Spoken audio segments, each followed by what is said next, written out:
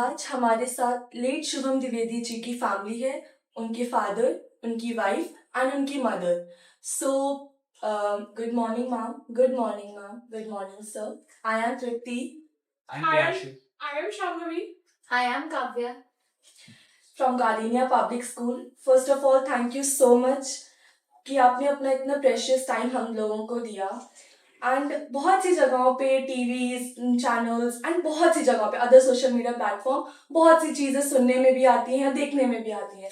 But today आपसे ऐसे face to face बात करने का जो ये गोल्डन चांस और ये मौका मिला है, it's really a big deal for us and we are really thankful to you from entire of the family of Gardenia. So thank you so much once again. Thank you so much. मैं आपसे करूंगी as a mother.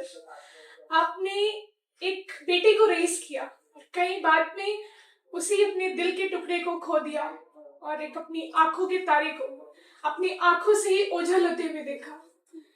Ma'am, बस मुझे आप इतना बताइए कि sir की बचपन लाइफ, उनकी स्कूलिंग कैसी थी? Very nice. Life is very like the royal रहता था.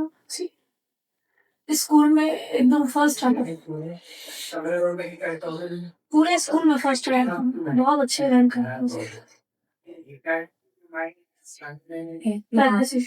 पढ़ा. फिर उसके बाद मैं वो इंग्लिश मीडियम स्कूल में पढ़ा और उसने बहुत अच्छी जर्नी अपनी कंप्लीट करके गया. ऐसा होना चाहिए बच्चों के जैसा वो रखा. हमेशा उसने ऊंचा ही सोचा होगा, कभी मतलब नीचे से ऊंचा नहीं, ऊंचा ही किया है कि बड़े होके हमें लेना है. शरारती थे? हाँ, नॉटी. कुछ यादें जो आपको उनकी याद आती हैं बचपन की? उसको खाने का ही बहुत शौक था. Thank you. सर, मेरा क्वेश्चन आपसे है.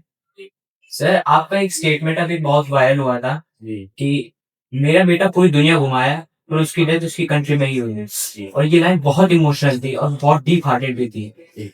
आप इस लाइन से क्या कहना चाहते थे? मेरा कहने का आशय ये था कि उसने करीब दुनिया के 18 देशों की यात्रा की थी, यूरोप की कई कंट्रीज की, और पूरी दुनिया में, और भी उसका सपना था कि हम दुनिया के और देशों में भी जाके वहां को देखे, समझे, और होना भी ऐसा चाहिए.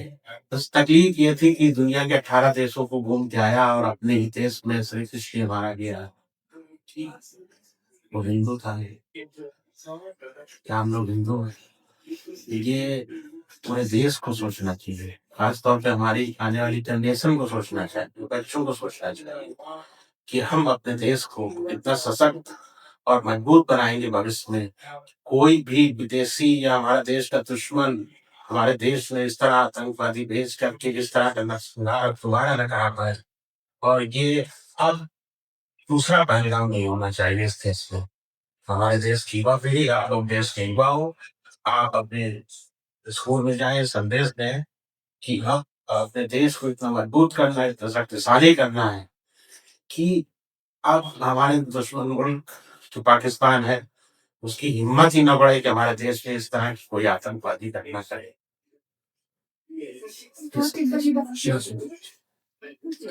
सर, अगर आज हम बात करें आज की सोसाइटी की, जी, आज की जनरेशन के अगर आसपास देखें, तो अगर कहीं पर एक न्यूली वेड कपल आता है, इन केस एक्सीडेंटली हस्बैंड की अर्ली डेथ हो जाती है, so what we are doing as a society, हम जाते हैं उस पूरी फैमिली को कहते हैं कि शायद तुम्हारे इस घर में ये एक बहू आई, सारा ब्लेम हम बेसिकली उस बहू पे लगा देते हैं कि इसके आगे से शायद हमारे बेटे के साथ ये हुआ.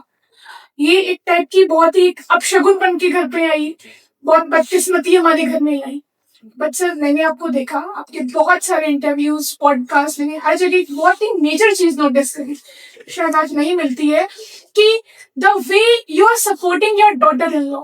आपने जिस तरह से मैम को हर जगह कैमरा में आगे किया, एक एक डिसीजन में आपने उनको एक बहुत ही अच्छा चांस दिया, मौका दिया. So sir, first of all, I really salute your thoughts towards this thing, because ऐसे सुपर हीरोज आज के टाइम पे शायद मिलना इम्पॉसिबल है. very big round of applause, sir, for you. Very big round. Very great job you did. मेरा तो ऐसा मानना है कि ऐसा कुछ भी नहीं होता है और ये सब जो पुरानी चीजें हैं इनको छोड़ के हम लोग बहुत आगे निकल चुके हैं। अब देश आगे जा रहा है, नई चीजें आ रही, नई सोच आ रही है। हम आप बच्चों को यही शिक्षा देंगे एक बड़े होने के नाते कि आप लोग जिस भी क्षेत्र में जाएं खूब मेहनत करें, खूब अच्छे से अपने लगन से काम करें और देश को आगे बढ़ाने में आप लोग देश के साथ और देश ऊंचाइयों में ले जाए। जैसा हमारे माननीय प्रधानमंत्री जी का सपना है कि आप लोग तो जो 2047 जब होगा देश का 100वां होगा तब आप लोग होंगे बहुत अच्छी स्थिति में होंगे। उस समय एक विकसित भारत का निर्माण करें आप लोग। इसके लिए आप लोग एक-एक व्यक्ति जब सहयोग करेगा तब ये देश आगे बढ़ेगा। तो आप लोग जिस भी क्षेत्र में हैं पूरी लगन, पूरी निष्ठा से अपनी पढ़ाई कंप्लीट करें और फिर जहाँ भी जाएँ वहाँ पूरी ईमानदारी और निष्ठा से देश की सेवा करें। आपके विचार मेरे शुभकामनाएँ आपके सबको हैं पूरे विद्यालय के साथ। काफी तारीफ के हैं आपके विचार।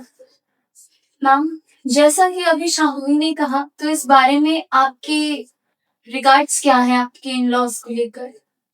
कि मेरे इन-लॉज़ नहीं, मेरे पापा-मम्मी हैं। आई से आउट एवरीवेयर कि मेरे 2 सेट ऑफ पेरेंट्स हैं एंड उन्होंने मुझे बहू कभी ट्रीट नहीं किया है, बेटी ही ट्रीट किया है, दोनों ने। हर जगह, हर इवन द डे शादी तय हुई थी ना, तब से ऐसा मैंने कभी फील नहीं किया कि मेरे को बहू वाला ट्रीटमेंट मिला।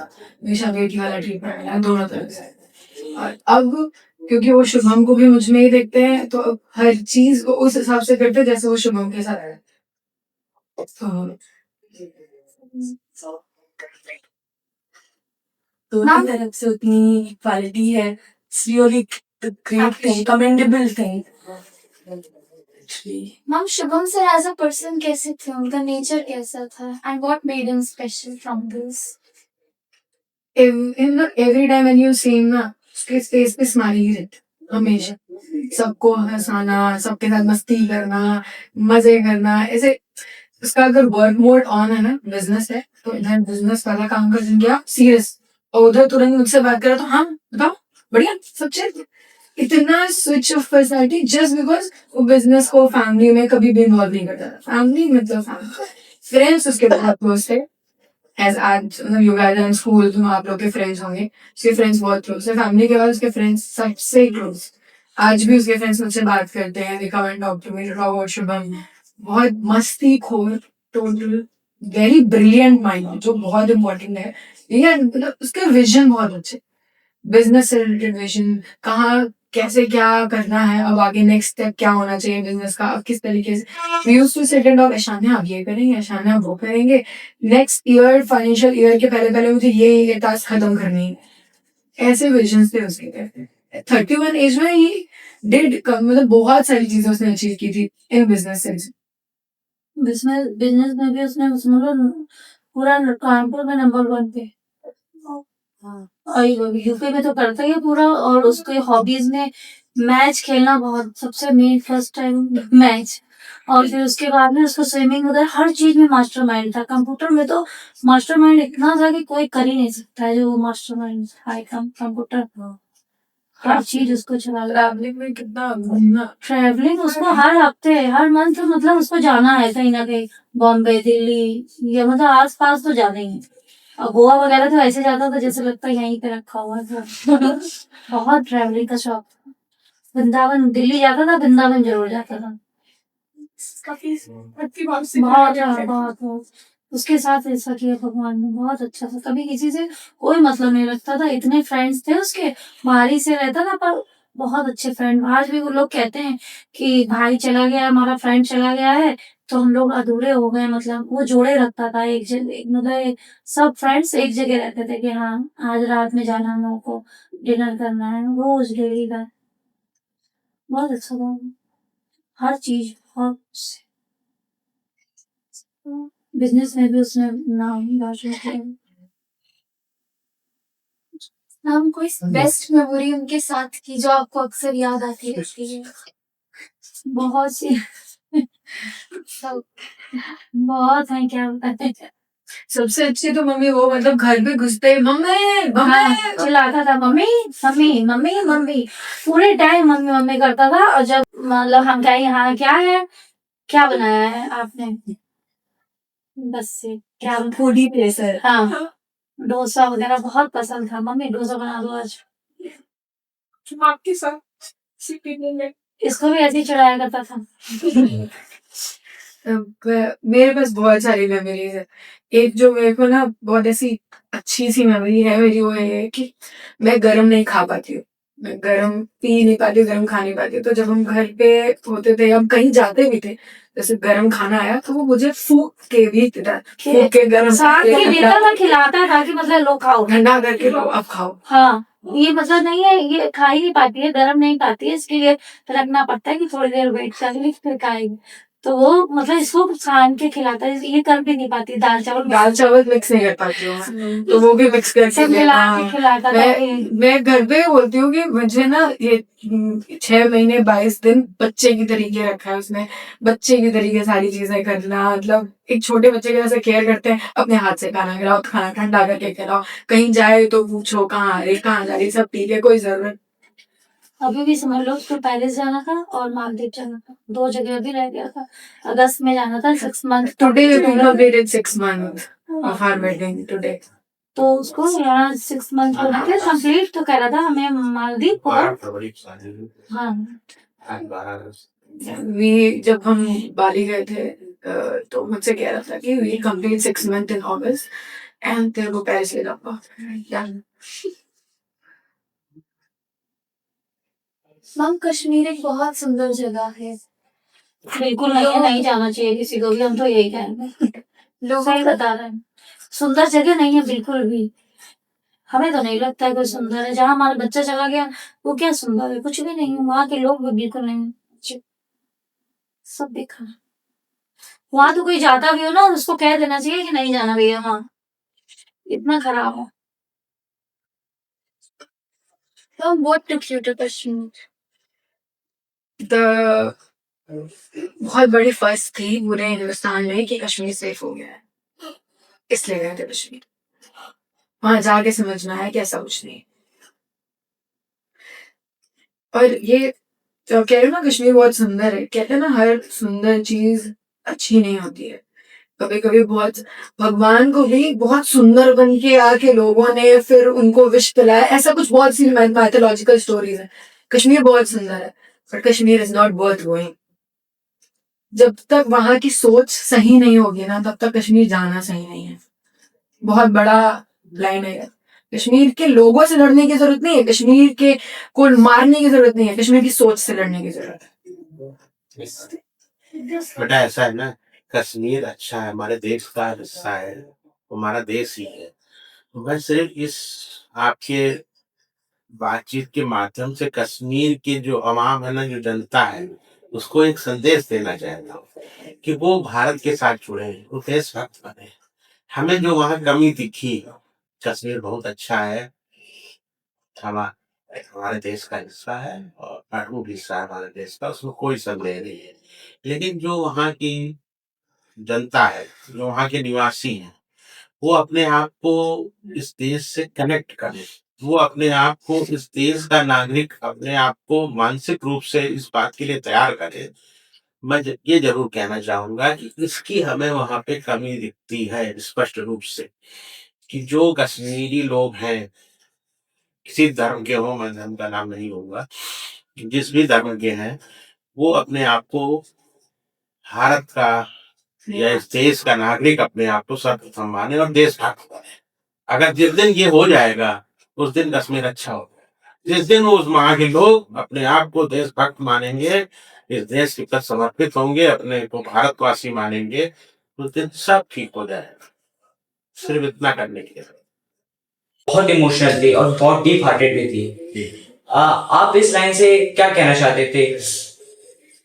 मेरा कहने का आशय ये था कि उसने करीब दुनिया के 18 देशों की यात्रा की थी, यूरोप की कई कंट्रीज में, और पूरे दुनिया में, और भी उसका सपना था कि हम दुनिया के और देशों में भी जाके वहाँ को देखें, समझें, और होना भी ऐसा चाहिए। बस तकलीफ ये थी कि दुनिया के 18 देशों को घूम के आया और अपने ही देश में सिर्फ इसलिए मारा गया कि वो हिंदू था। क्या हम लोग हिंदू हैं? ये पूरे देश को सोचना चाहिए, खासतौर पे हमारी आने वाली जनरेशन को सोचना चाहिए, बच्चों को सोचना चाहिए कि हम अपने देश को इतना सशक्त और मजबूत बनाएंगे भविष्य में, कोई भी विदेशी या हमारा देश का दुश्मन हमारे देश में इस तरह आतंकवादी भेज करके इस तरह का नरसंहार दोबारा न करा पाए। और ये अब दूसरा पहलगाम नहीं होना चाहिए इस देश में।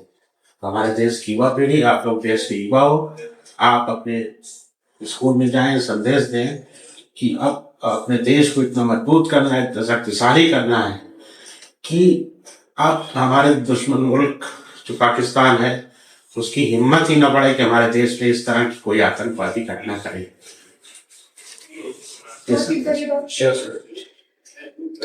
सर, अगर आज हम बात करें आज की सोसाइटी की, जी, आज की जनरेशन की अगर आसपास देखिए तो कहते हैं उस पूरी फैमिली को कहते हैं कि शायद तुम्हारे इस घर में ये एक बहू आई, सारा ब्लेम हम बेसिकली उस बहू पे लगा देते हैं कि इसके आने से शायद हमारी बेटी के साथ ये हुआ। ये एक टाइप की बहुत ही अपशगुन बन के घर पे आई, बहुत बदकिस्मती हमारे घर में लाई। बट सर, मैंने आपको देखा, आपके बहुत सारे इंटरव्यूज, पॉडकास्ट, मैंने हर जगह एक बहुत ही मेजर चीज नोटिस करी, शायद आज नहीं मिलती है, कि the way you are supporting your daughter in law. आपने जिस तरह से मैम को हर जगह कैमरा में आगे किया, एक एक डिसीजन में आपने उनको एक बहुत ही अच्छा चांस दिया, मौका दिया। So sir, first of all, I really salute your thoughts towards this thing, because ऐसे सुपर हीरोज आज के टाइम पे शायद मिलना इम्पॉसिबल है। Very big round of applause sir for you, very great job you did. मेरा तो मानना है कि ऐसा कुछ भी नहीं होता है, और ये सब जो पुरानी चीजें शिक्षा देंगे एक बड़े होने के नाते कि आप लोग जिस भी क्षेत्र में जाएं खूब मेहनत करें, खूब अच्छे से अपने लगन से काम करें और देश को आगे बढ़ाने में आप लोग देश के साथ और देश को ऊंचाइयों में ले जाएं। जैसा हमारे माननीय प्रधानमंत्री जी का सपना है कि आप लोग तो जो 2047 जब होगा, देश का 100वां होगा, तब आप लोग होंगे बहुत अच्छी स्थिति में होंगे। उस समय एक विकसित भारत का निर्माण करें आप लोग। उसके लिए आप लोग एक एक व्यक्ति जब सहयोग करेगा तब ये देश आगे बढ़ेगा। तो आप लोग जिस भी क्षेत्र में हैं पूरी लगन, पूरी निष्ठा से अपनी पढ़ाई कंप्लीट करें और फिर जहाँ भी जाएं वहाँ पूरी ईमानदारी और निष्ठा से देश की सेवा करें। मेरे शुभकामनाएं आपके सबको हैं, पूरे विद्यालय के साथ। मैम, जैसा कि अभी शामुली ने कहा, तो इस बारे में आपके रिगार्ड्स क्या हैं आपके इन-लॉज को लेकर? उन्होंने मुझे बहू कभी ट्रीट नहीं किया है, बेटी ही ट्रीट किया है, दोनों ने। हर जगह, हर इवन द डे शादी तय हुई थी ना, तब से ऐसा मैंने कभी फील नहीं किया कि मेरे को बहू वाला ट्रीटमेंट मिला, हमेशा बेटी वाला ट्रीटमेंट मिला, दोनों तरफ से। और अब क्योंकि वो शुभम को भी मुझ में ही देखते हैं, तो अब हर चीज वो उस हिसाब से करते हैं जैसे वो शुभम के साथ है।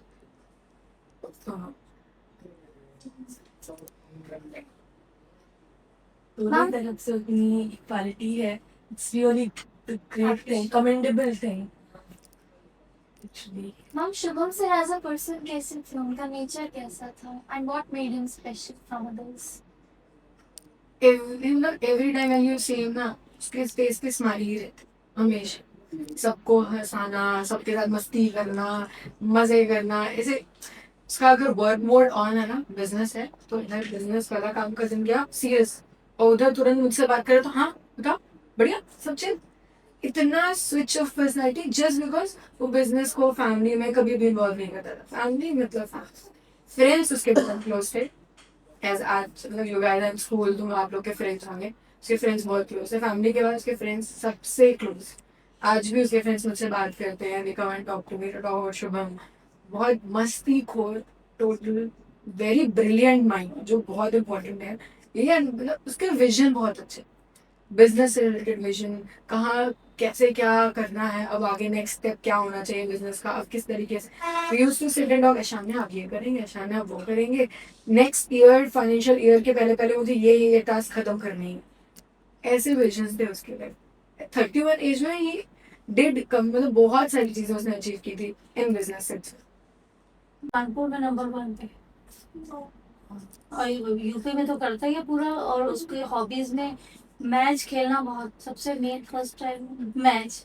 और फिर उसके बाद में उसको स्विमिंग वगैरह हर चीज में मास्टरमाइंड था। कंप्यूटर में तो मास्टरमाइंड इतना था कि कोई कर ही नहीं सकता है जो वो मास्टरमाइंड था एकदम। कंप्यूटर हर चीज उसको चला। ट्रैवलिंग में कितना घूमना, ट्रैवलिंग उसको हर हफ्ते हर मंथ मतलब उसको जाना है कहीं ना कहीं, बॉम्बे दिल्ली या मतलब आस पास तो जाना ही है।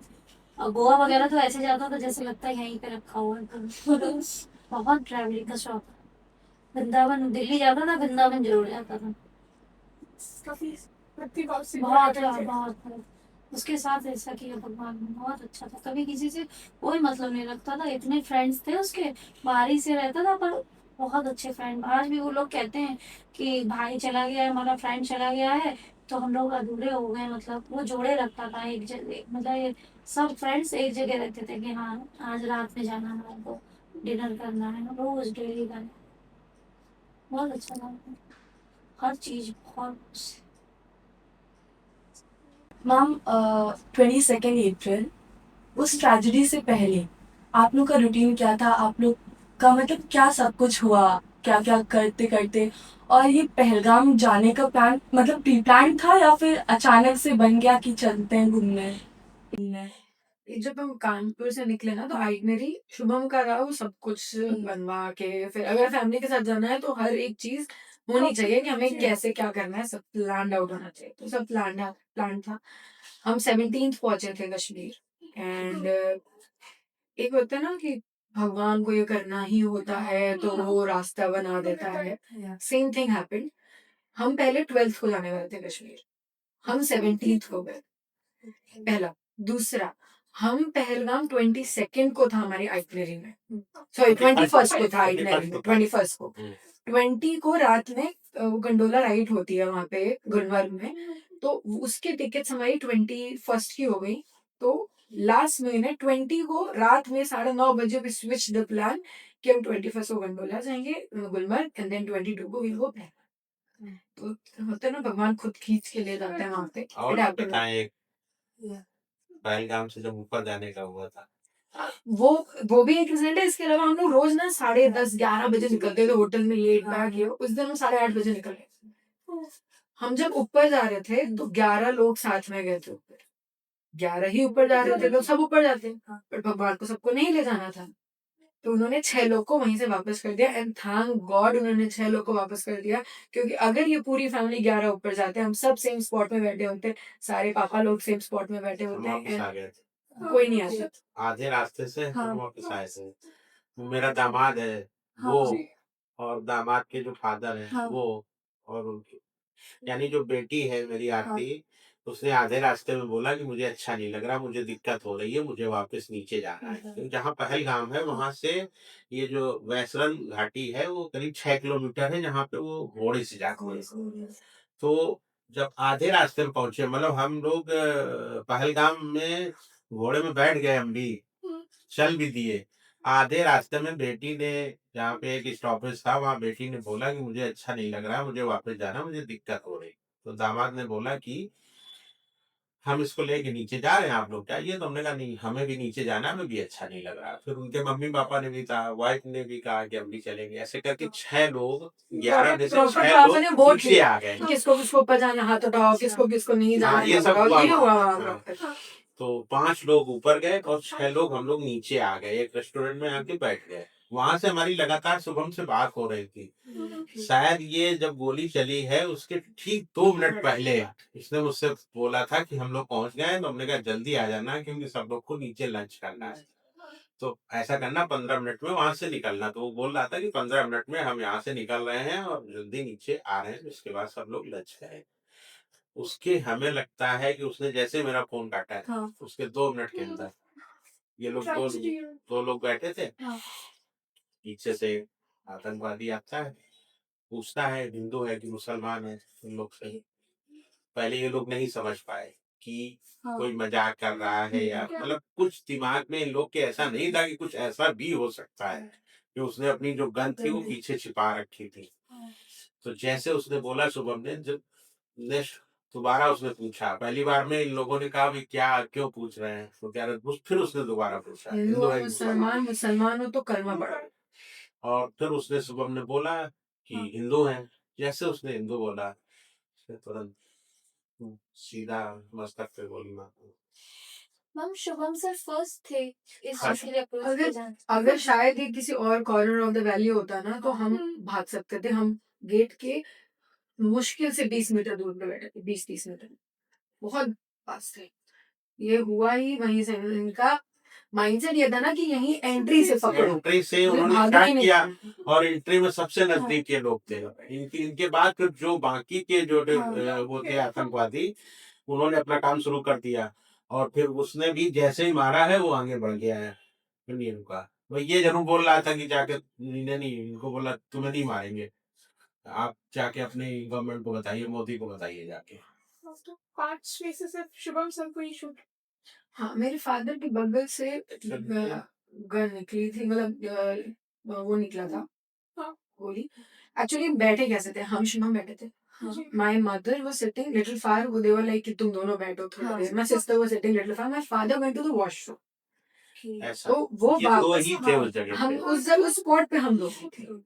वो मेरे पापा वापस आए थे। अगर वो हमारे पास वापस आके बैठ गए होते तो उनको भी शूट कर। अगर वो होते ना वैसा यहाँ पे इसके पास होते तो फिर मुश्किल था, लेकिन जिसको बचना होता है वो बच जाता है। यही है कि जिस तरीके से भगवान को जिसको बचाना होता है वो ऐसे ही बचाते हैं। वो आ रहे थे, गेट था, हम इधर बैठे थे, वो इधर से आ रहे थे।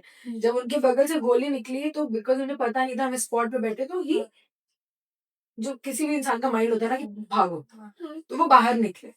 और वो पता है हमें ढूंढ रहे थे, उन्हें लगा था शायद हम भी बाहर आ गए। वो हमें ढूंढ रहे थे। ही वाज एक्चुअली जब हम मेरी सिस्टर मुझे ड्रैग करके बाहर ले गई है ना, he was trying to come back to look for us.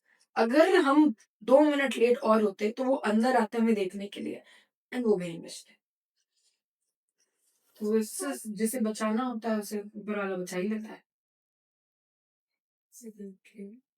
Ma'am मेरा क्वेश्चन आपसे है कि जब जो कश्मीर है वहां पे पुलवामा अटैक के बाद पूरी कश्मीर में आर्मी तैनात हो गई थी, लेकिन जब आप वैली में ऊपर पहुंची तब आपको क्या क्या वहाँ पे कोई सिक्योरिटी देखने को मिली?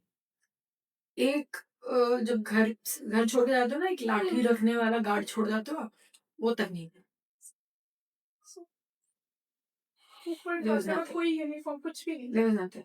JNK पुलिस थी, बिकॉज उसी के जस्ट पास में वो है, पुलिस स्टेशन है। जेएनके पुलिस नीचे थी। हाँ, वो भी जहाँ पे नीचे हम लोग थी। रेस्टोरेंट में बैठे थे वहाँ जेएनके पुलिस के थे। उन लोग को मैंने, जैसे मुझे इसने फोन हाँ। किया था वहीं ऊपर से, जब भागते वक्त कि ऐसी घटना हो गई, तो मैंने नीचे, हम लोग परेशान हो गए, जो 6 के 6 लोग थे सब परेशान हो गए कैसे क्या हो गया। तो हमें एक मिला वहाँ का जेएनके पुलिस का, मैंने उससे बहुत रिक्वेस्ट की कि प्लीज हमारा देखिए कुछ हो गया है, घटना हो गई है, वहाँ कुछ गोली चल गई, कोई आतंकवादी। कहता है नहीं ऐसा कुछ नहीं होता है, कोई आतंकवादी नहीं है, आपको भ्रम हो गया है, आप बैठिए, कुछ नहीं हुआ है, बिल्कुल सब ठीक है, ऐसा बोलता रहा। उसके बाद उसने कुछ किया नहीं।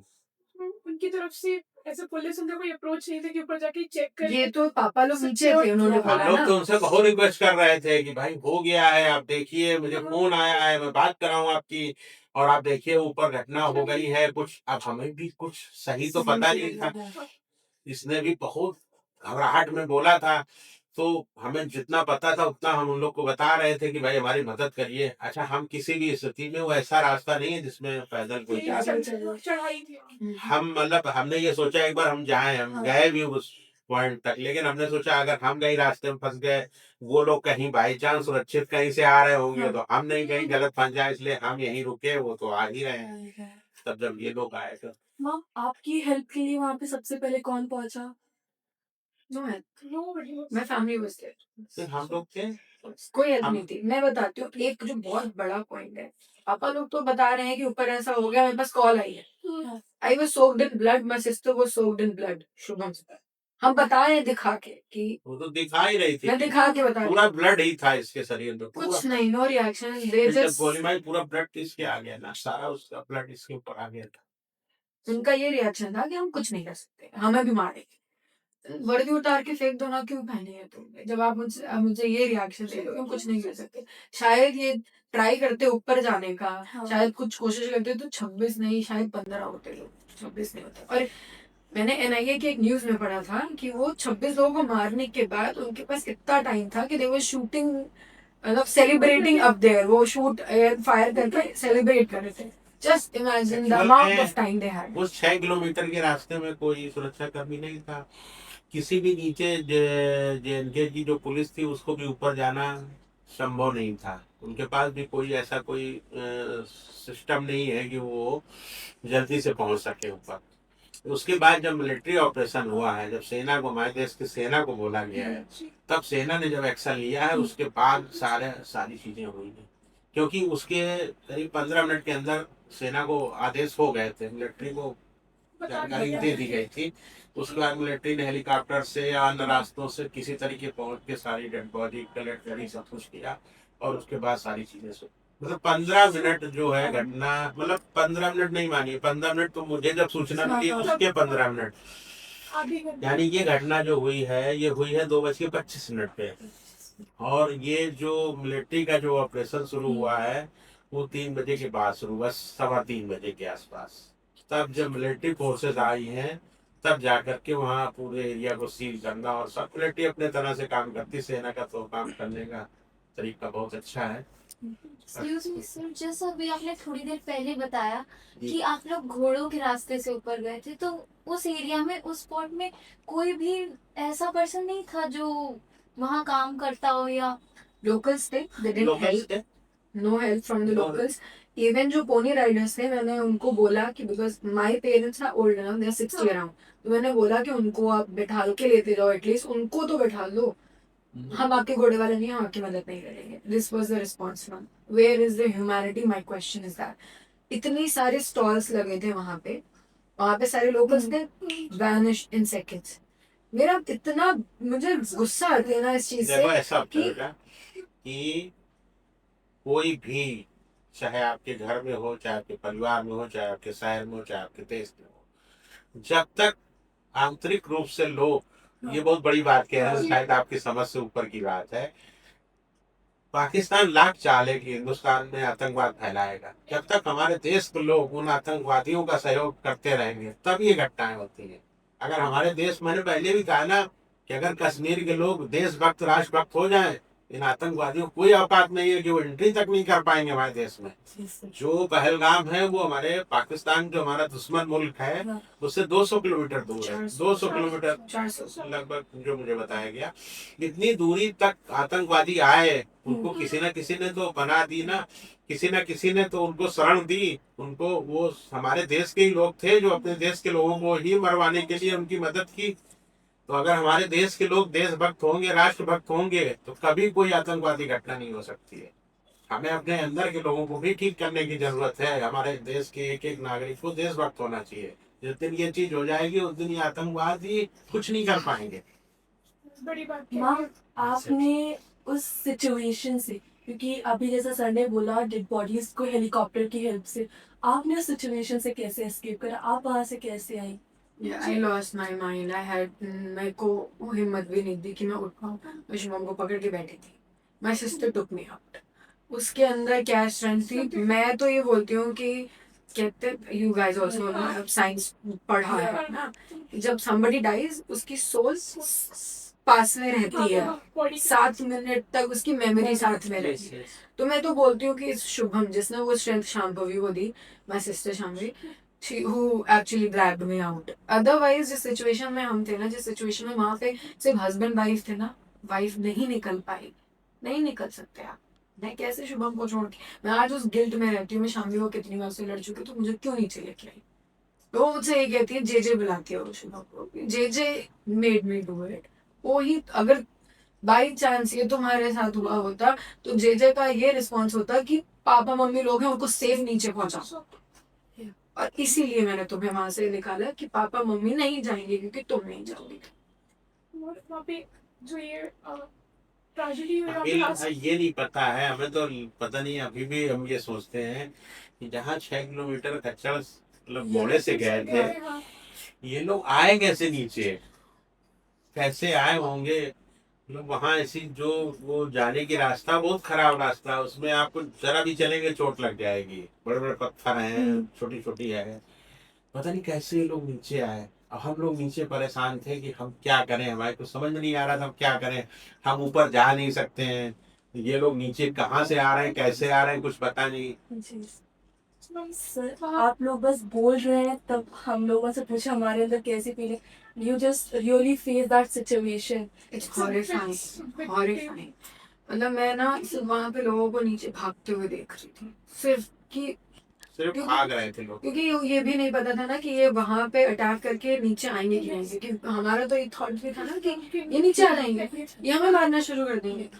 कुछ नहीं पता था ना उस समय, तो कुछ नहीं पता होता है कि अब हम लोग अपनी गाड़ी जो थी उसमें, हमारे एक रिलेटिव हैं जो सेना में हैं, उन्होंने हमको ये सलाह दी कि आप लोग अपनी गाड़ी में बैठ करके, जब सारे लोग आ ही गए हैं सब हमको छोड़ के बाकी लोग, तो इन लोगों को सुरक्षित पहुंचाने का प्रयास करिए, हिम्मत से काम लीजिए और धैर्य से काम लीजिए। और उन्होंने क्या किया था, हाईवे पर मिलिट्री के लोगों को ऑलरेडी बोल दिया था, तो कह रहे थे आप सिर्फ हाईवे तक पहुंच जाइए, उसके बाद जब आप सेना के संरक्षण में आ जाएंगे तो सेना के पास जैसे ही पहुंचेंगे उसके बाद आपको कोई खतरा नहीं है, फिर आप पूरी तरह सुरक्षित है।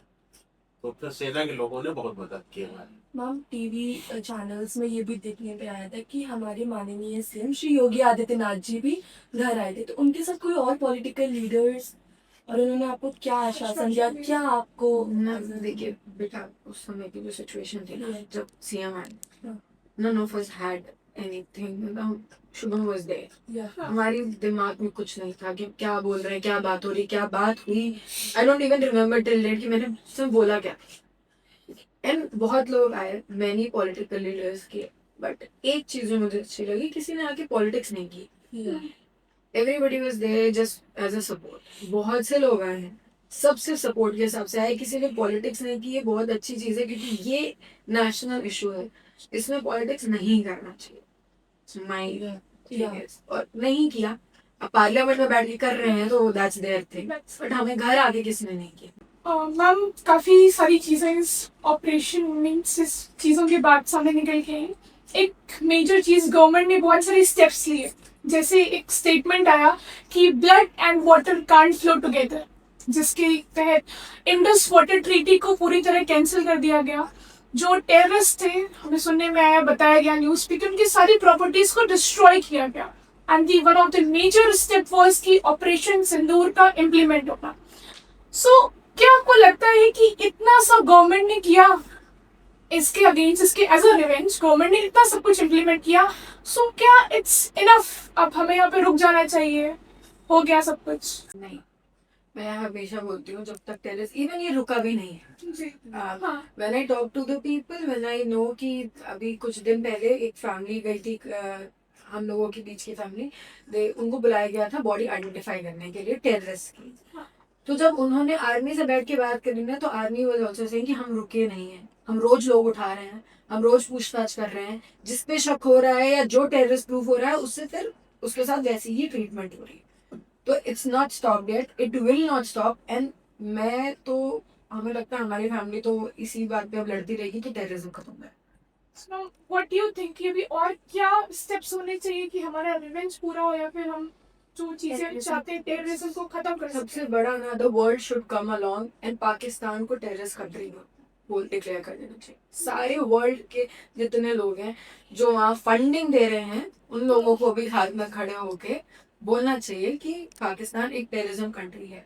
जिस दिन वो हो जाएगा ना, एक कि लोग बोल रहे हैं, शायद कुछ तो शुरू हो। कैसे उनके पासपोर्ट, वीजाज कैसे अप्रूव्ड हो रहे हैं, कैसे वो किसी कंट्री में एंटर कर रहे हैं। टेररिज्म कंट्री बोल दोगे तो वो नहीं कर पाएंगे। So, you mean restrictions लगाने चाहिए? बिल्कुल, सबसे पहला तो यही होना चाहिए कि उनको टेररिस्ट कंट्री बोलो, डिक्लेयर करो, एंड कहीं भी उनको उतने ही शेल में रखो, वहां से निकलने छोड़ने लायक नहीं आएंगे। और जो हमारी कंट्री में so kind of these people हैं, उनके उनके साथ साथ ट्रीटमेंट चल रहा है, the army is doing. And ना, पहली चीज ना, खुद के अंदर उनके अंदर आना जरूरी है। अपने अंदर जब तक नहीं आएगा, हमारे बगल में बैठ के वो आज भारत जिंदाबाद बोल रहा है और कल आके मेरे पे गोली तान दिया, तो हम उसका क्या करें? तो घर में ही जब खोखला हो रखा है तो क्या करें? उससे तो आप अंदर से ही लड़ सकते हो। Army is doing that. अभी ना वो जब ये हुआ था, कारगिल हुआ था, तब उसके बाद बहुत 2-3 महीने पूरा सैनिटाइजिंग हुई थी उस एरिया की। एक एक बंदे की सैनिटाइजिंग की गई थी कि कौन उस माइंडसेट से है, उसको पकड़ो उठाओ, जो नहीं है उसको छोड़ो, ऐसे करके पूरा। मैं एक कारगिल फैमिली से मिली थी अभी कुछ दिन पहले, तो उन्होंने बताया मुझे that sanitisation is to be needed in Kashmir. Starting should be Kashmir से, वो सैनिटाइजेशन शुरू होना चाहिए। तो क्या आपको लगता है कि इंडिया में सिर्फ ऐसा कश्मीर में ही पार्ट है कि और भी? ये यहाँ भी हो सकते हैं। ये मुंबई में कितने रह रहे हैं, ये कहीं पे भी। जब पाकिस्तान को बोला गया था कि जिनके पास नहीं है पेपर्स वो वापस जाइए, कितने जगह से कितने लोग निकले थे। तो जो उस रिलीजन से बिलोंग करते हैं क्या? It's not the religion, it's पहले तो इट्स पाकिस्तान। हाँ। दूसरा माइंडसेट, वो पाकिस्तानी टेररिज्म का क्या है? टेररिज्म एक दिमाग का खेल है पूरी चीज। तो दिमाग से इंसान को तोड़ता है, उनकी कमजोरी पकड़ता है, उनको उस हिसाब से ट्रेंड करता है कि वो उन्हीं की कमजोरी को उनकी मतलब उनको बनाए कि नहीं ये ताकत है तुम्हारी, ये है, उसको उस हिसाब। It's here. धर्म नहीं है। ये जरूरी है कि वो एक धर्म से है, क्योंकि वो शायद वो टूट जाते हैं जल्दी, या जो भी हो, या शायद वो उनसे पाकिस्तान से उनसे कनेक्ट कर पाते हैं क्योंकि वो भी उसी धर्म से आते हैं, maybe, whatever the reason. But धर्म नहीं है, it's here, it's just mindset. Terrorism सोच है जो खत्म होनी चाहिए। मैम जैसे सभी ट्रेजेडी हुई तो पूरा देश बहुत ही भावुक था।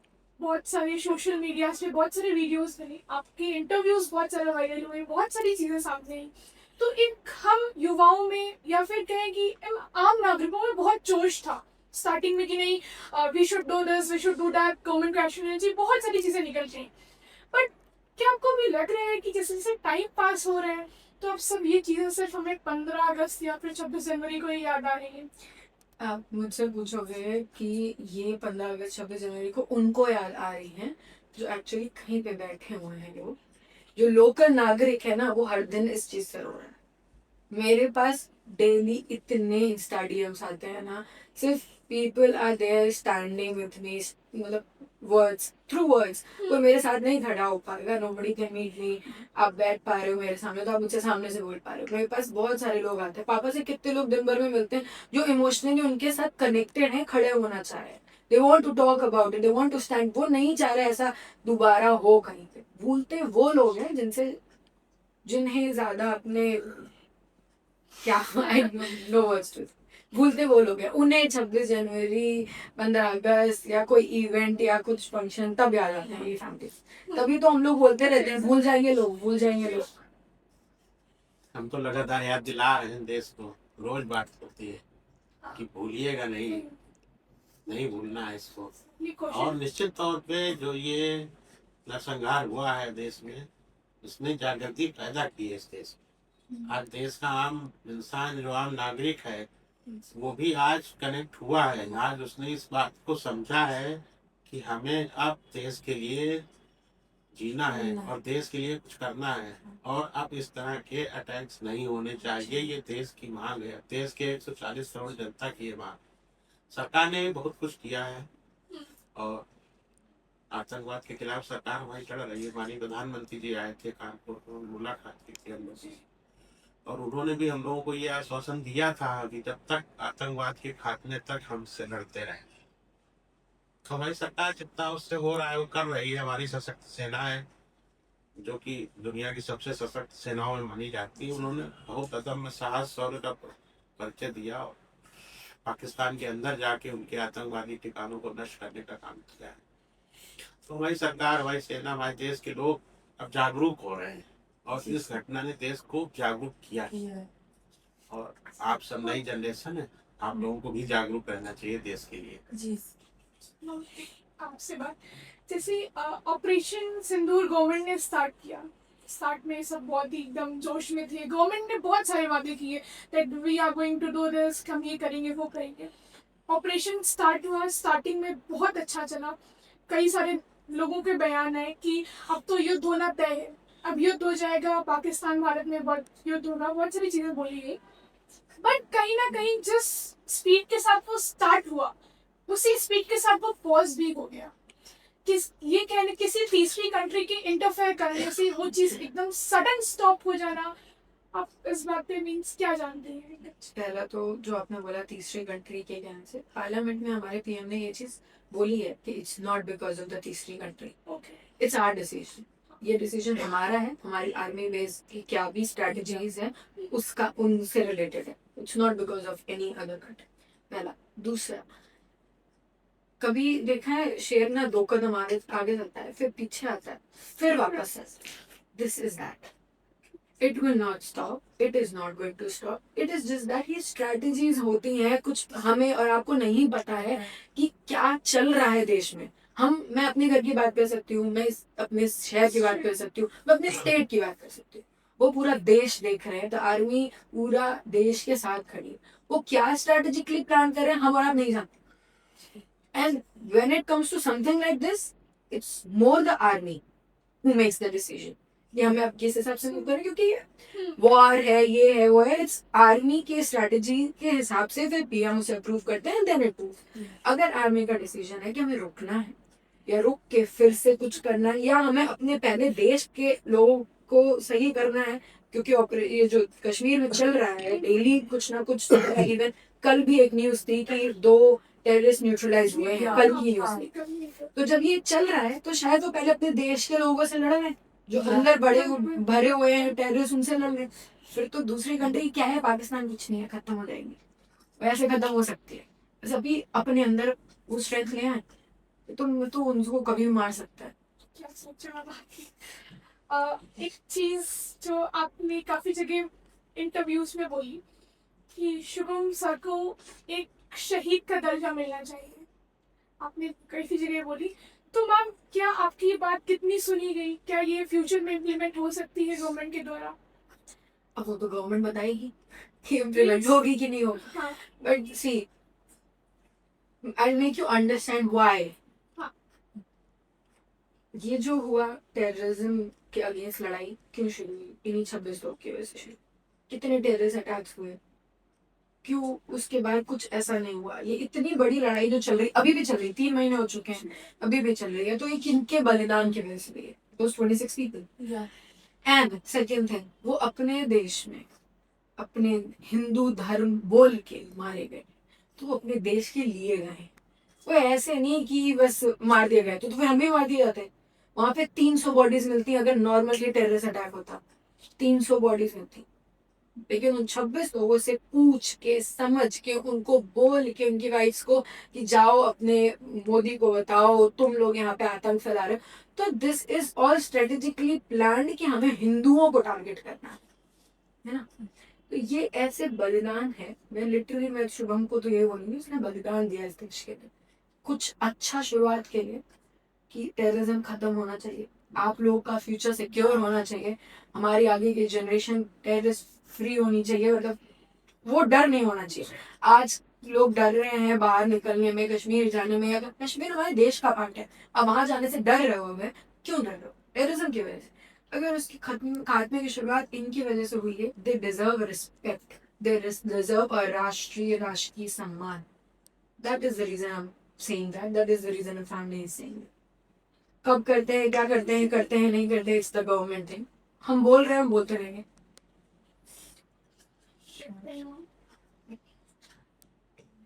मेरा ये क्वेश्चन आप दोनों से है, जैसे हमें हाल ही में पता चला कि क्रिकेट मैच होने वाला था हमारे देश का उस कंट्री के साथ, जिसने हमारे ही देश में घुस के हमारे ही लोगों को बड़ी बेरहमी से मारा। तो खेलने की तो बात दूर की, क्या ऐसा सोचना भी आपके अकॉर्डिंग सही है? गलत है। अभी एक मैच और फिक्स हुआ था वहाँ पे लंदन में, सीनियर्स का था। हमारे देश के जो सीनियर खिलाड़ी हैं क्रिकेट के, उन्होंने मना कर दिया था कि हम नहीं खेले। और हमने सरकार से भी मांग की है, बीसीसीआई से भी मांग की है कि जब हमारे प्रधानमंत्री जी कहते हैं पानी और खून एक साथ नहीं बह सकता है, तो खून और क्रिकेट एक साथ क्यों? ये गलत है। जब तक उस आतंकवादी देश को पूरी दुनिया के सामने ये पूरे वैश्विक जगत में संदेश जाएगा। अगर भारत अभी उसका बहिष्कार करे, उस पर सोच रही सरकार, विचार कर रही है, ऐसा लग रहा है।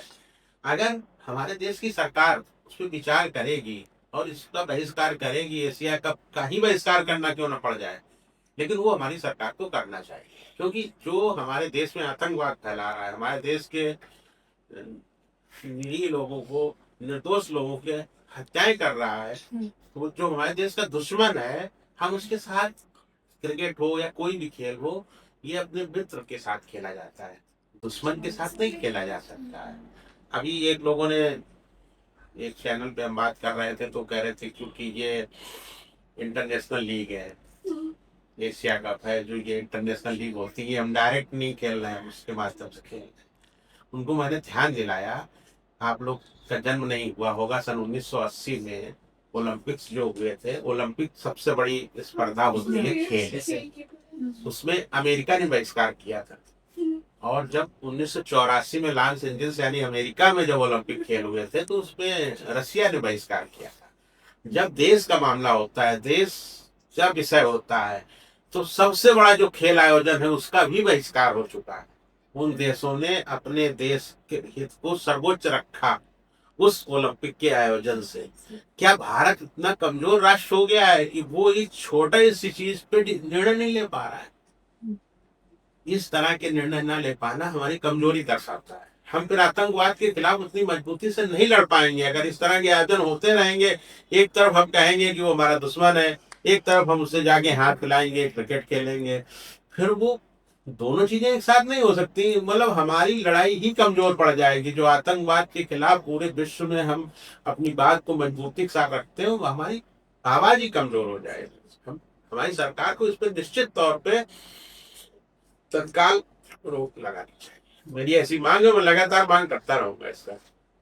सही मांग आपका क्या कहना है इसी टॉपिक पे, मतलब आपका पॉइंट ऑफ व्यू?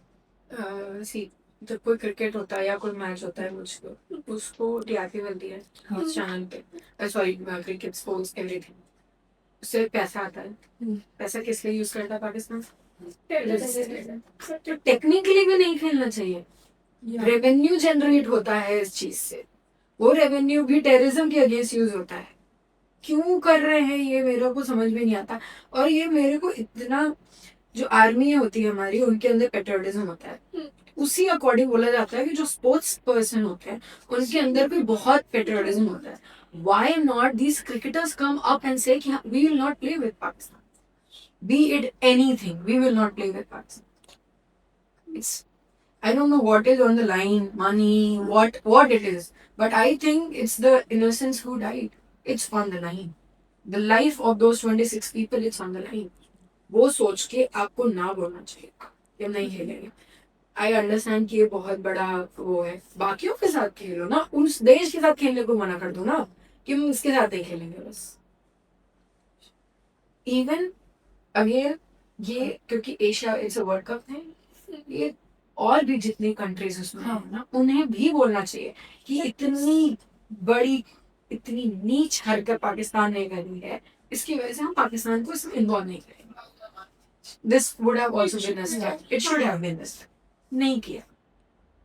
पता नहीं उनसे उनको क्या प्रॉफिट मिल रहा है। इंडिया पाकिस्तान के मैच में सबसे ज्यादा टीआरपी मिलती है। या But it's not any more government support like you are having right now. Government not going to support up how we live. The government is starting with this, they are working on some job thing for me, वो चल रहा है, let's see. आप लोगों के विचार से हम बच्चे टेररिज्म को खत्म करने में अपना क्या योगदान दे सकते हैं? Stand with your country. Whenever you see कि हमें अपने नेशन को पहले रखना है, रखो। कभी भी एक होता है ना, हम लोगों के अंदर बहुत सेल्फिश क्रिएचर बनते जा रहे हैं, खुद को पहले रखने लगे हैं, घर वालों को पहले रखने लगे हैं। When it comes to a nation, bring your nation first. This should start from here. मैं अब समझ रही हूँ, मैं I am also starting it very late. शायद मेरे साथ हुआ इसलिए मैं समझती हूँ। But you need to understand now. Bring your nation first. Whenever it comes, stand with your nation. जब भी लगे ना कि ये इंसान शायद हमारे देश के खिलाफ कुछ कर रहा है, बोल रहा है, जो भी, take action. Small action will also work. Take action. Sir आपका क्या कहना है इस बारे में कि हम बच्चे क्या कर सकते हैं टेररिज्म खत्म करने के लिए? आप लोग क्योंकि बच्चे हैं तो इसलिए सबसे है कि आप देश को आगे बढ़ाने के लिए, मैंने पहले भी ये बात कही है कि पहली चीज तो ये है कि आप देशभक्त बनिए। देशभक्त होना चाहिए सबसे पहले, नेशन फर्स्ट जो कि हमारी सरकार को आपको पढ़ाया भी जाता है। पहले हमारे लिए देश है, उसके बाद हमारा परिवार और हम। ऐसा अगर आप लोग मानेंगे और अपने आने वाले जीवन में अगर इस चीज को इम्प्लीमेंट करेंगे तो निश्चित तौर पे छोटी शुरुआत है। अभी 4 हैं, अभी 4 से 400 होंगे, 4000 होंगे, 4 लाख 4 करोड़ होंगे। ऐसे अगर पूरा देश इस दिशा में आगे बढ़ेगा ना, तो मैंने पहले भी कहा कि निश्चित तौर पे ये आतंकवाद, अगर देश का एक एक नागरिक राष्ट्रभक्त हो जाए, किसी आतंकवादी या किसी पाकिस्तान की तो कोई औकात नहीं है, दुनिया का कोई भी मुल्क हमारे देश में आतंकवाद नहीं फैला सकता है, कुछ नहीं कर सकता है। हमें अंदर से मजबूत बनाना पड़ेगा देश को। जो हमारी कमजोरियां हैं उनको दूर करके हमें अपने को आगे ले जाना है, आगे बढ़ाना है। और अगर वो सब आप लोग कर सके तो निश्चित तौर पे भविष्य अच्छा होगा देश का।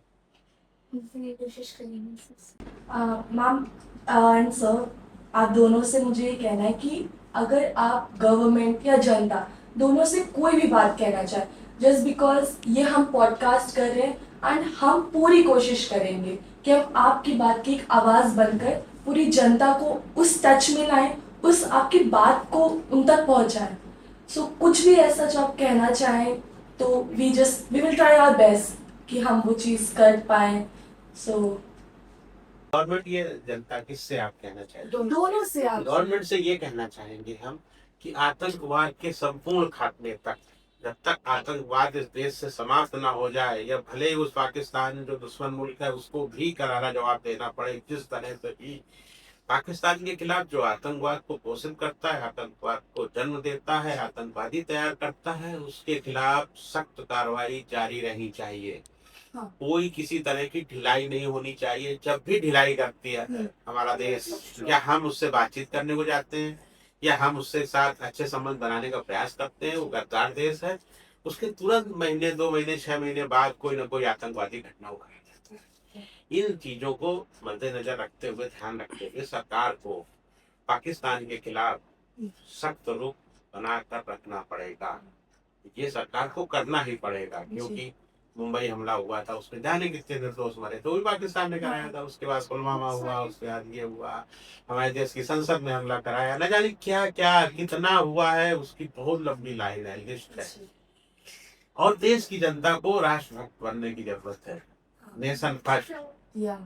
पूरे देश को पहले देशभक्त बनने की जरूरत है। जो हम लोग मांग रख रहे हैं सरकार से, हमारी मांग वास्तव में ये है कि जैसे हमारे देश का सैनिक सीमा पे लड़ते हुए अगर मारा जाता है तो उसको शहीद का दर्जा दिया जाता है। हमारी सरकार जो है कुछ नया करने के लिए जानी जाती है। जो इस समय हमारे देश की सरकार है वो नया करने के लिए जानी जाती है कि हमारे मोदी जी कुछ नया करते हैं, देश के लिए कुछ नई चीजें करते हैं। जो हम मांग सरकार से रखे हैं, अभी तक किसी ने, आज तक इस देश में किसी ने नहीं रखी। सीमा में लड़ता हुआ जवान जब मारा जाता है तो उसको शहीद का दर्जा दिया जाता है। किंतु जो घटना हम लोग के परिवार के साथ या इन 26 परिवारों के साथ उस कश्मीर के पहलगाम में हुई, उसमें जो लोग शहीद हुए हैं, जो बलिदान दिया है, उनको भी हमारी सरकार को राष्ट्रीय स्तर का सम्मान देना चाहिए और मिलना ही चाहिए। इसके लिए पूरे देश को सरकार से पर दबाव बनाना चाहिए, क्योंकि अगर ये सम्मान मिलेगा तो पूरे दुनिया में कई देश हैं जिनके किसी भी नागरिक को अगर जरा भी क्षति होती है तो उस देश की सरकार उनको सर्वोच्च सम्मान देती है। ऐसे दुनिया में देश हैं। पूरे वैश्विक जगत में, पूरी दुनिया में ये संदेश जाएगा कि ये भारत वो पुराना भारत नहीं है, अब वो भारत है। वहाँ की सरकार अपने जो किसी भी नागरिक के जीवन का सम्मान करती है। ये संदेश जाएगा। ये एक उभरता हुआ नया भारत है। नए भारत में नई चीजें होनी चाहिए। वो आतंकवादी आए, गोलियां चलाई, 26 मर गए, चले गए और साल भर बाद 6 महीने बाद लोग भूल गए, ये नहीं होना चाहिए। अब याद रखना चाहिए, हमारी पीढ़ियों को, आने वाली पीढ़ियों को ये पहलगाम याद रहना चाहिए। इसलिए हम ऐसी मांग कर रहे हैं। हमने सरकार से वो कुछ नहीं मांगा, हमने सिर्फ इतना ही बात कही है सरकार से, माननीय प्रधानमंत्री जी से। अभी 2 दिन पहले हमारे देश के रक्षा मंत्री श्री राजनाथ सिंह जी से मुलाकात हुई है, उनसे भी मैंने यही बात कही है। जी अब सरकार क्या करेगी वो तो सरकार पे डिपेंड करता है, लेकिन सरकार को ये करना चाहिए। जी मैम आपकी तरफ से सरकार का पहले बाद में करते हैं, पहले आप लोगों को बोलते हैं। हाँ So this initiative should start from schools also. बच्चों के अंदर वो करते हैं बहुत सारे कल्चरल फेस्टिवल्स ये सब होते हैं, बट उससे नहीं इतना help. They need to put it in their head कि nation should first, nation should come first. जब वो आप लोगों से शुरू करेंगे ना, तब हमारे तक भी आएगा, हमारी बाकी जनरेशन में जो बच्चे हैं लोग उन तक आएगा, एंड सबके पास तब जाएगा।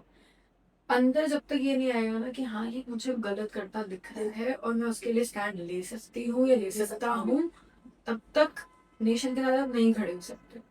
बहुत छोटी चीज़ है, अगर जितने लोग ये हैं जो पाकिस्तान वाले अलग अलग देश के कितने कोने में रह रहे थे without the paper works, right paper work, उनके आसपास कुछ तो इंडियंस ही रहते होंगे ना जो यहाँ के दिख रहा होगा ना ये गलत लोग हैं, गलत है, उनके बारे में इन्फॉर्म करना चाहिए था। Nothing happened. ये प्रॉब्लम है कि हम इतने सेल्फ सेंटर्ड हो चुके हैं कि हमारे घर के बगल में अगर एक डेड बॉडी भी पड़ी है तो वो सड़ के जब तक बदबू हमारे घर तक नहीं आ जाती हम एक्शन नहीं लेते, हम बताते नहीं। Why not check everybody? Why not just stand with the people? मैं even the 26 families, they are also suffering a lot. मेरे साथ तो मेरी फैमिली खड़ी है, there are a lot of families जिनके साथ सोसाइटी गलत बिहेव कर रही है, वही उनके साथ नहीं खड़े हो रहे हैं।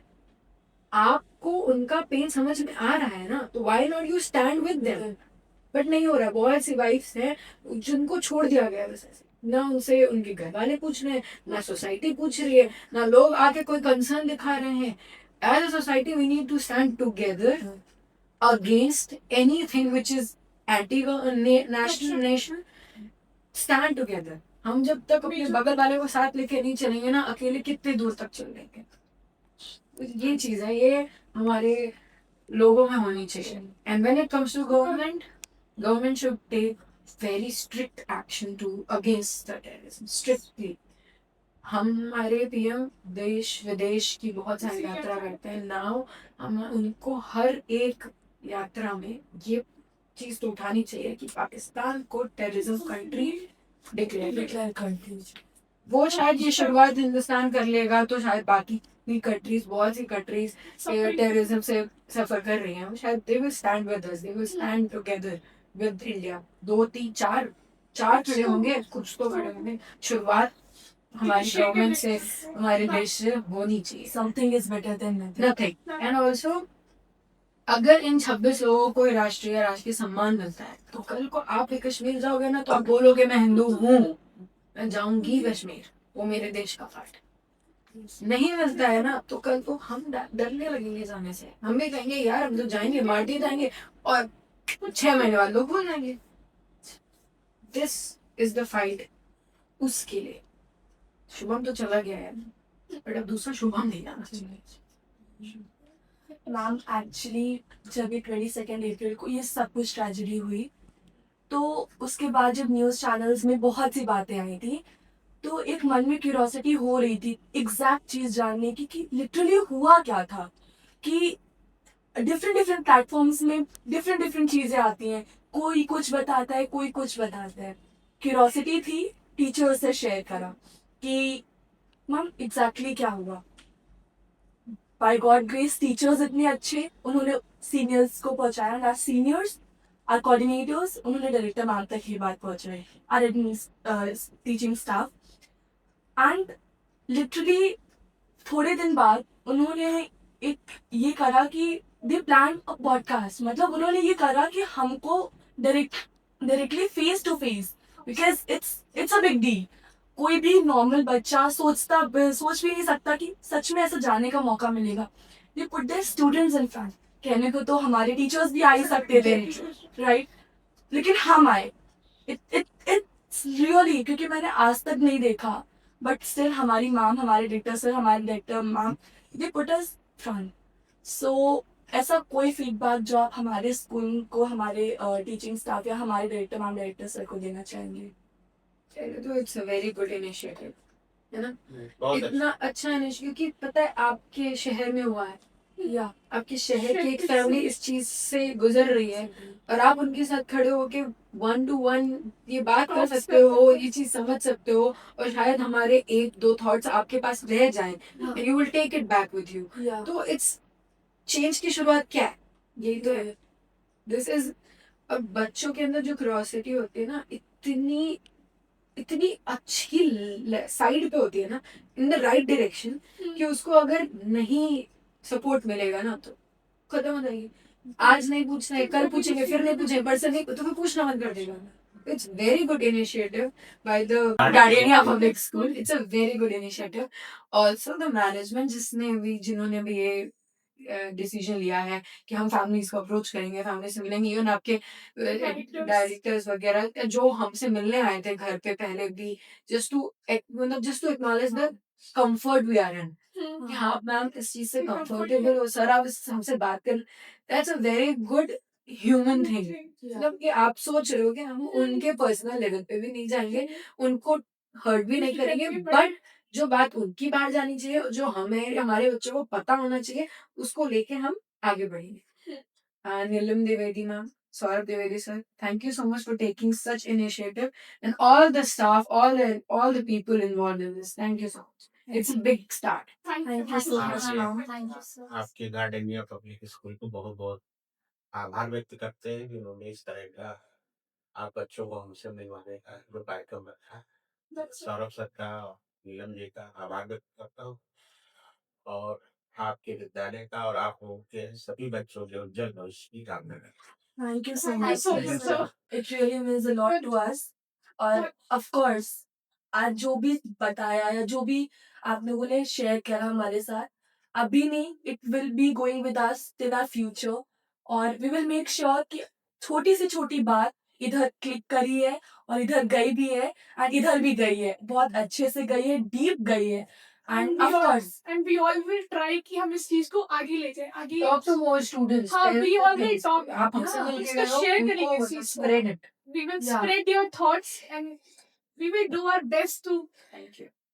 Thank You are the future. You हाँ. need to act like that.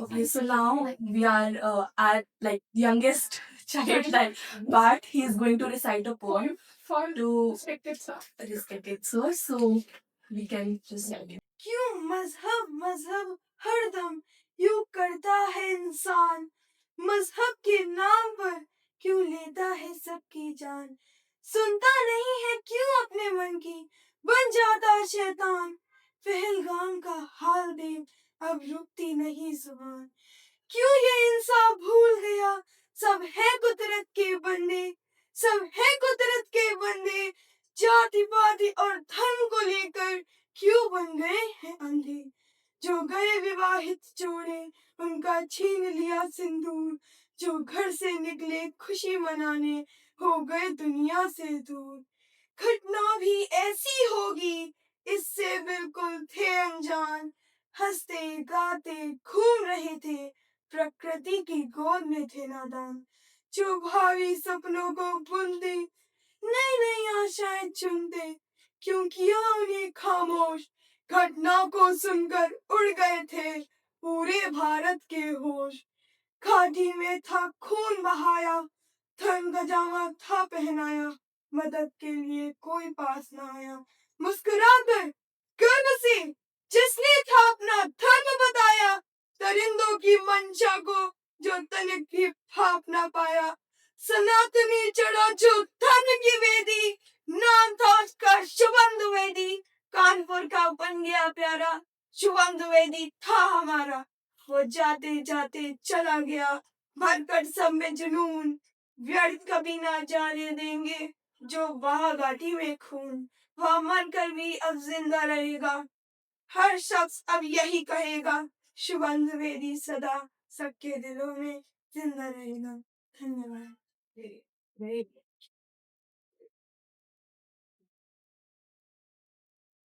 बहुत बहुत स्वागत है आप सभी का इस खास पॉडकास्ट में।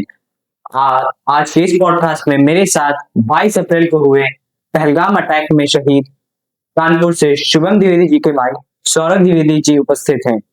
आज हम उनके भाई सौरभ द्विवेदी जी के साथ इस पॉडकास्ट की शुरुआत करेंगे। आज हम उनके भाई से जानेंगे शुभम जी के बचपन के किस्से, भाईचारे की बातें और वो अनमोल यादें जो उनके दिल में हमेशा जिंदा रहेंगी। तो चलिए सुनते हैं उनकी कुछ दिल की बातें। सर, हम जानना चाहते हैं कि बचपन में आपके और शुभम जी के बीच के रिश्ते कैसे थे? भैया और मुझमें 5 साल का एज डिफरेंस। जी। हम सब में सबसे बड़े थे वो।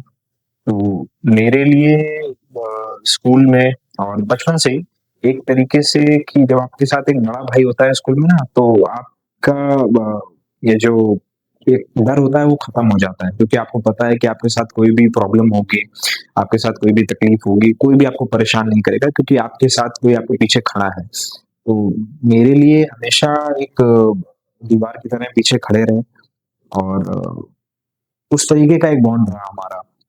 बचपन में हम लोग अक्सर जब भी छुट्टियां होती थी या छुट्टियां नहीं भी होती थी तो हम लोग साथ में क्रिकेट बहुत खेलते थे। तो वो सब मेमोरीज मुझे बहुत अच्छे से याद हैं। और स्कूल जाते समय मुझे याद है कि भैया हमेशा कह सकते हैं बैक बेंचर थे हमारे। तो ऐसा कहते हैं कि जो बहुत इंटेलिजेंट माइंड्स होते हैं वो आपको फ्रंट सीट्स पे मिलेंगे, बट जो ब्रेव माइंड्स होते हैं वो हमेशा आपको बैक बेंच पे मिलेंगे। तो चाहे स्कूल में क्लास में बैक बेंच पे हो या स्कूल जाने वाली बस में लास्ट सीट हो, वो भैया के लिए रिजर्व रहती थी हमेशा।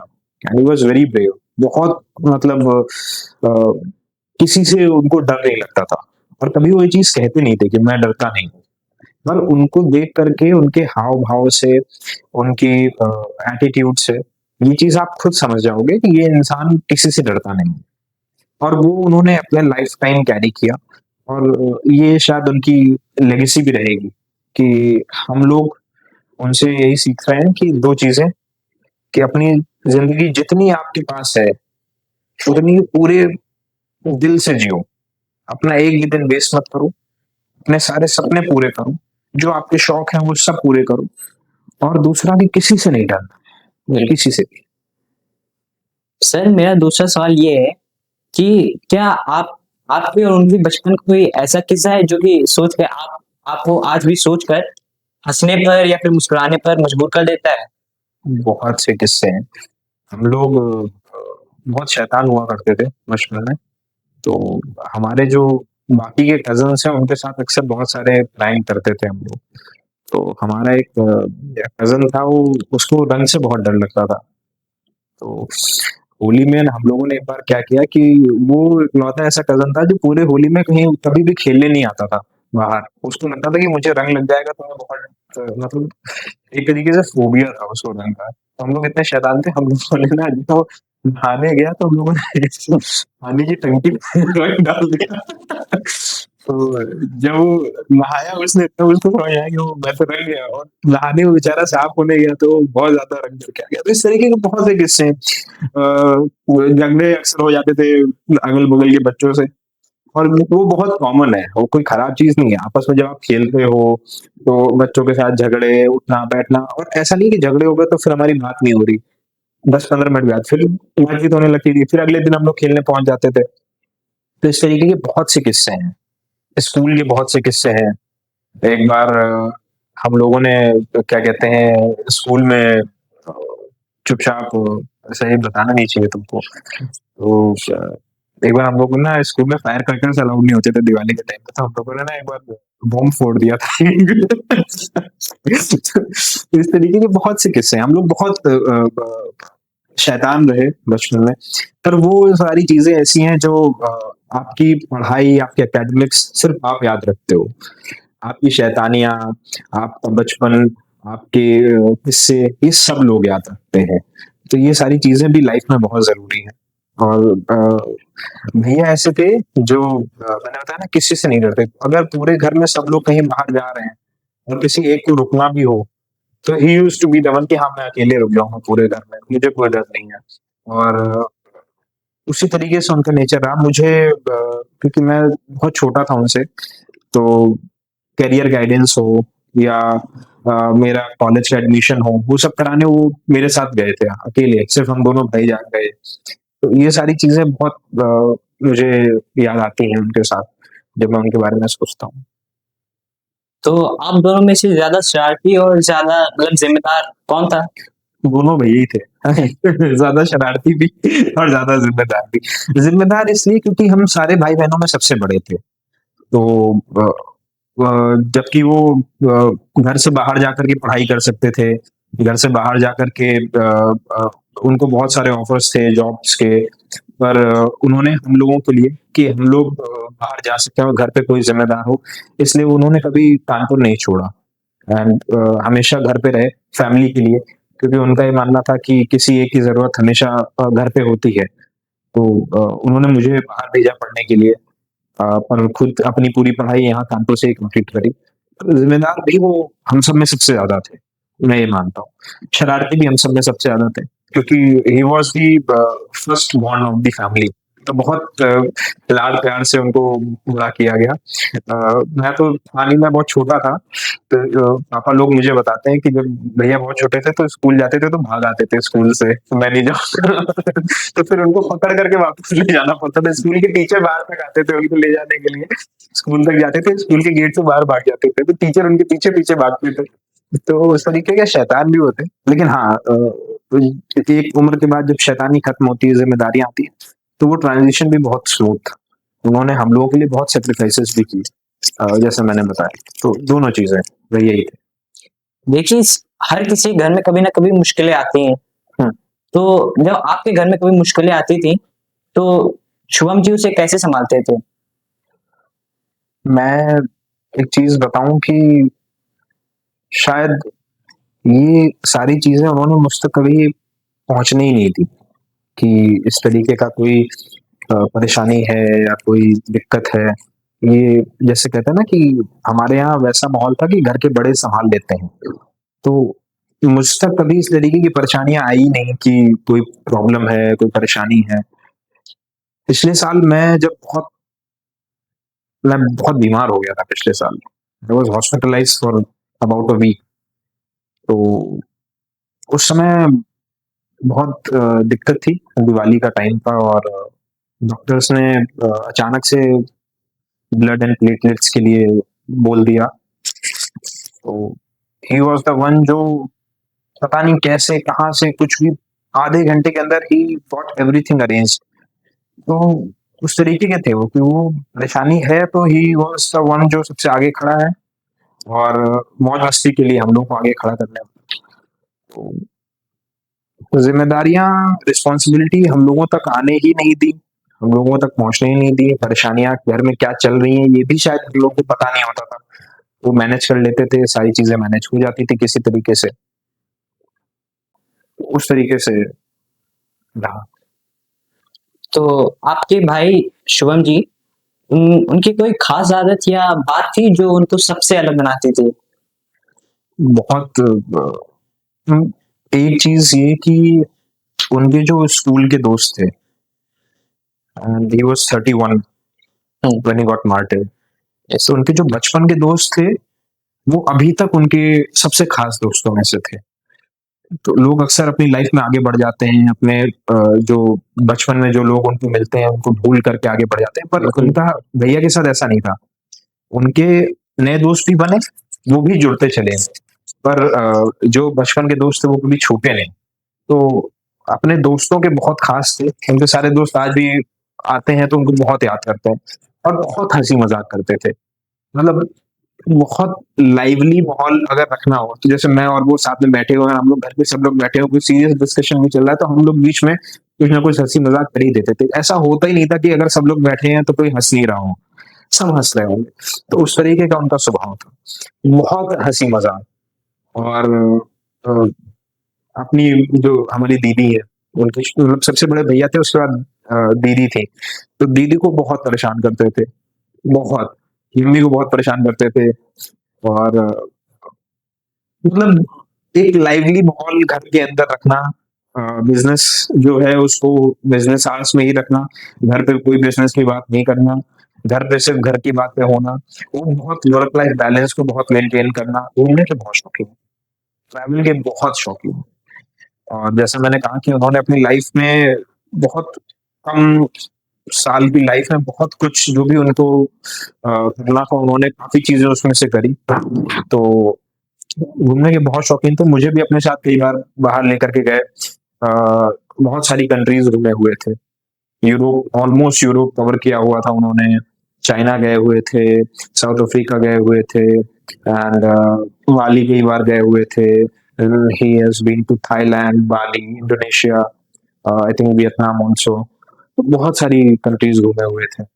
वो उनका बहुत शौक था। इंडिया बहुत ऑलमोस्ट इंडिया उन्होंने कवर कर रखा था।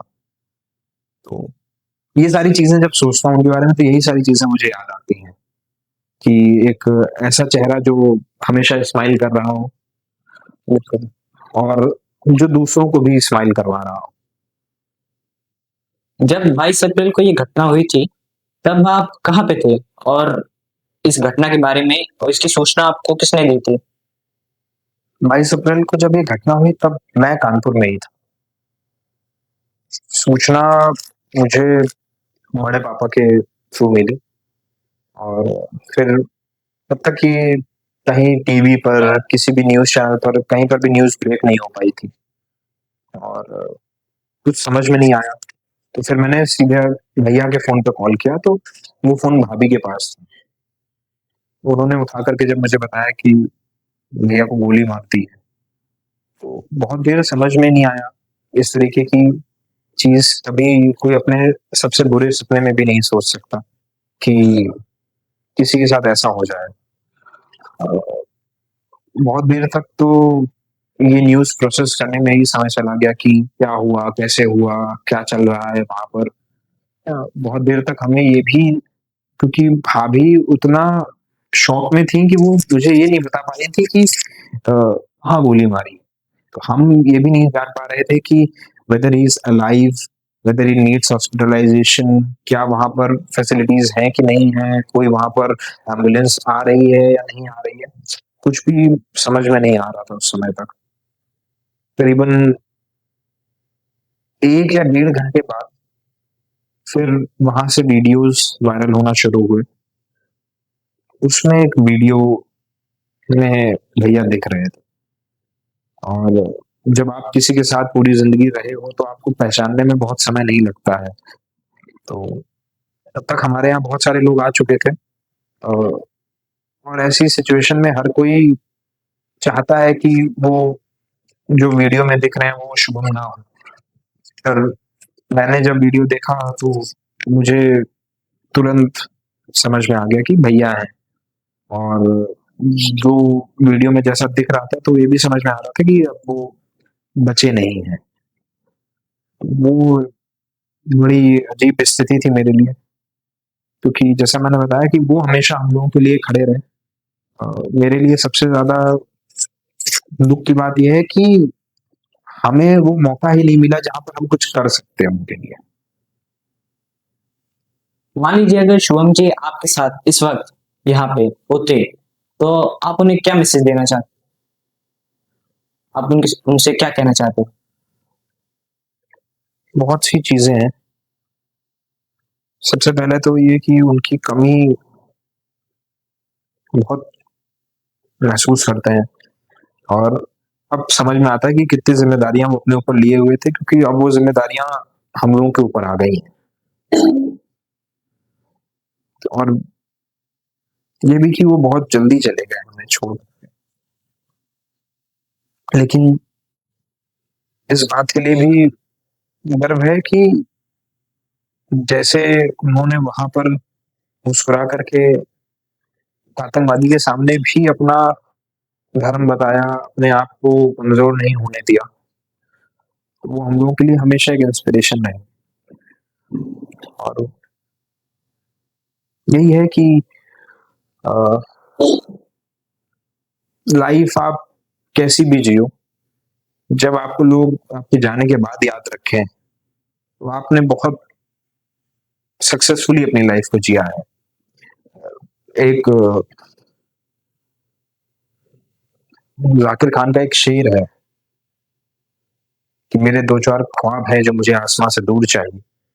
ज़िंदगी भले गुमनाम रहे, पर मौत मुझे मशहूर चाहिए।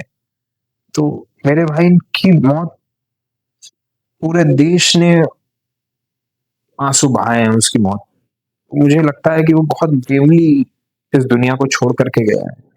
अगर मुझे कुछ 2-4 बातें कहने के लिए उनसे मौका मिलेगा तो ये चीज़ मैं उनको ज़रूर बताऊँगा कि जो उन्होंने किया है वो शायद हमारे यहाँ पीढ़ियाँ याद रखेंगी उस चीज़ को। बिल्कुल सर। तो thank you, sir, for telling us this wonderful information because this information nobody covers very early. Not everybody covers such informations, such personal information. So thank you so much, sir. ये थी एक परिवार की दुख भरी दास्तां जिसको हर जगह दिखाया गया। यूट्यूब, फेसबुक जैसे कितने सारे सोशल मीडिया प्लेटफॉर्म्स पे इसको दिखाया गया। बट क्या रियलिटी किसी ने बताई? क्या सच्चाई आपके सामने किसी ने लाई?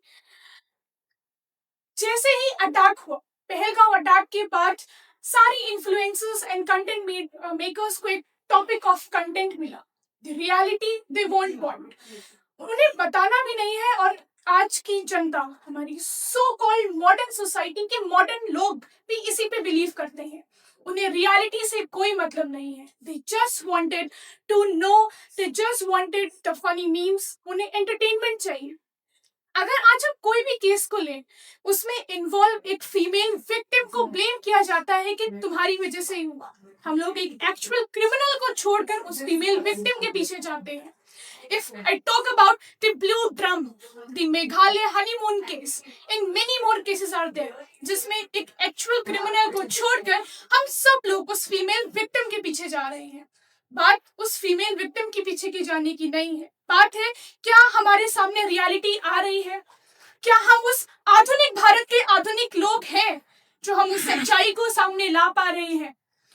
Please tell me your thoughts down in the comment section. Thank you so much.